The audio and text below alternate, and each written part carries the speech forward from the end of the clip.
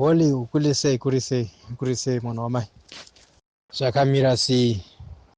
Ndo kama umbwa tiri kudai kuitirwa nembwa idzi. Ndo kama umbwa tiri kudai kuitirwa nembwa idzi. Ndichangoti gaga, let me go straight to my point. We always say this and we will never keep quiet kusvika zvinhu zvagadzirika. Unoona kuti timu rana Mnangagwa, it's only the little thing that he must do. Vari kungofanira kungoti mari yedu iri munyika medu tiishandise, we have to use what we have. Iwe waiko madhara asina pfungwa, taifunga kuti kukura pfungwa izvo. It was very simple for this madhara aya kuti vanongotora zvinhu maresources ari munyika oiswa back kuvanhu. Kani kuswera vachida kuchinja zvinhu zviripo kuti taakuda kuzoti Zimbabwe ichiva a kingdom. That doesn't make sense.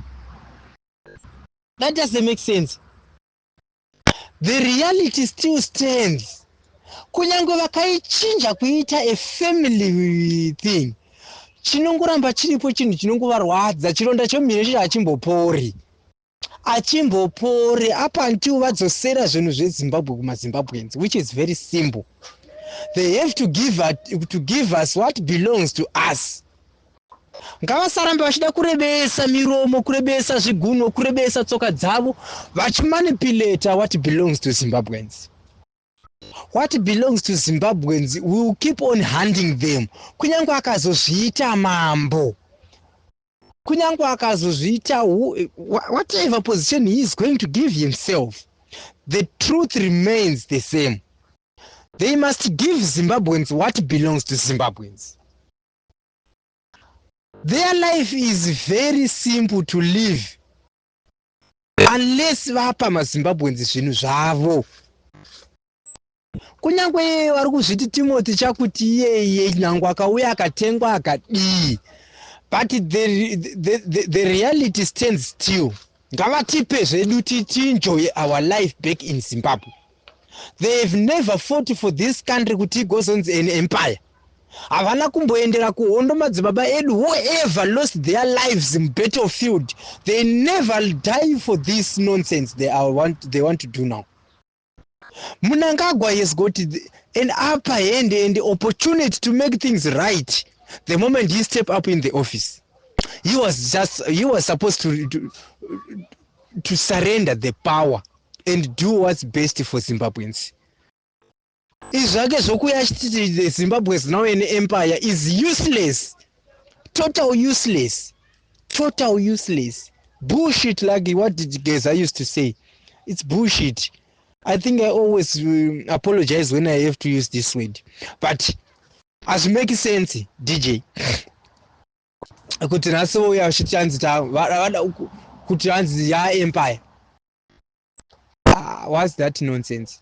Vaka consulta ani. Zimbabwe is not for 2 people. Zimbabwe is for 16 million. Vanhu vari muZimbabwe. Who has been consulted?